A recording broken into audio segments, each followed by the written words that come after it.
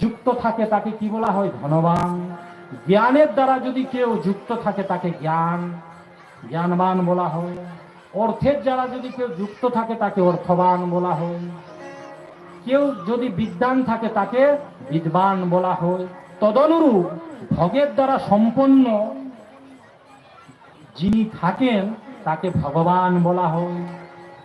এই জগৎ সংসারের ছটি হচ্ছে ভগবস্তু: জ্ঞান, বৈরাগ্য, ত্যাগ। জ্ঞান, বৈরাগ্য, যশ, ঐশ্বর্য, শ্রী, বীর্য, তেজ। এই যে ছটি বস্তু, এই ছটি বস্তুকে ভোগ বস্তু বলা হয়। আর এই বস্তু ভগবানের মধ্যে রয়েছে। ভগবানের মধ্যে অনন্ত জ্ঞান রয়েছে, অনন্ত ত্যাগ রয়েছে, অনন্ত যশ রয়েছে, অনন্ত শ্রী রয়েছে, অনন্ত বীর্য রয়েছে এবং অনন্ত তেজ রয়েছে। সেই জন্য তাকে ভগবান বলা হয়।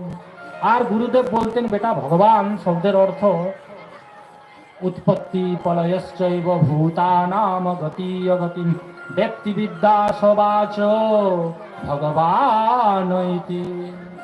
উৎপত্তি প্রলয়শ্চৈব ভূতানাম গতি অগতি। যিনি উৎপত্তি করে নিয়ে থাকেন, যিনি পালন করে নিয়ে থাকেন, যিনি সংহার করে নিয়ে থাকেন, আর যিনি সমস্ত জীবের সত্তাকে অনুভব করে নিয়ে থাকেন পল পল। অনন্ত অনন্ত জীবের কর্মকে, অনন্ত অনন্ত জীবের ফলকে যিনি সদা সর্বদা স্মরণ করে নিয়ে থাকে, সেই হচ্ছে ভগবান। বলিয়ে শ্রী সীতারাম জি গুরু মহারাজ জি কি।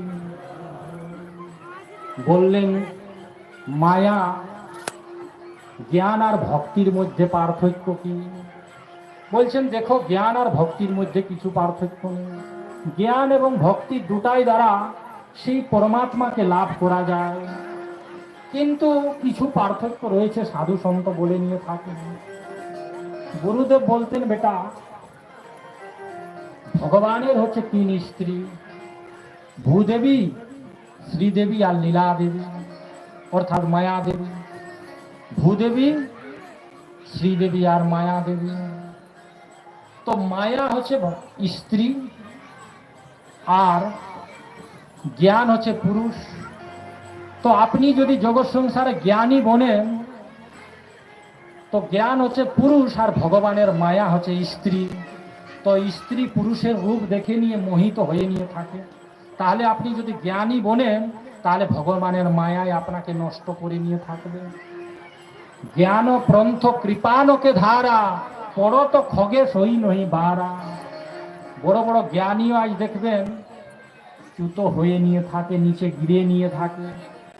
তপস্যা আদি করার পরও বিবাহ দান আদি করে নিয়ে তারা ভস্ত হয়ে নিয়ে থাকে।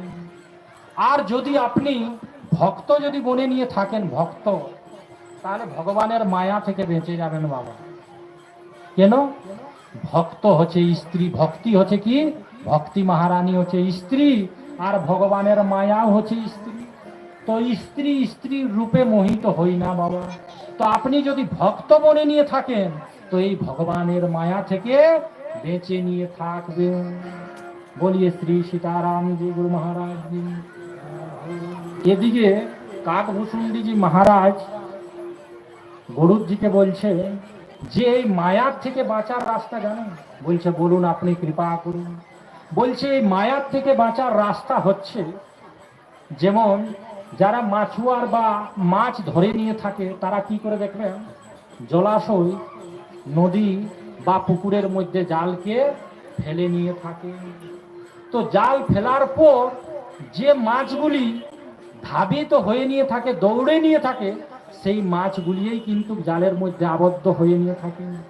আর যে মাছ সেই জেলের বা ঘুনিয়ার চরণের মধ্যে থাকে, সেই মাছ কিন্তু জালের মধ্যে আবদ্ধ হয় না।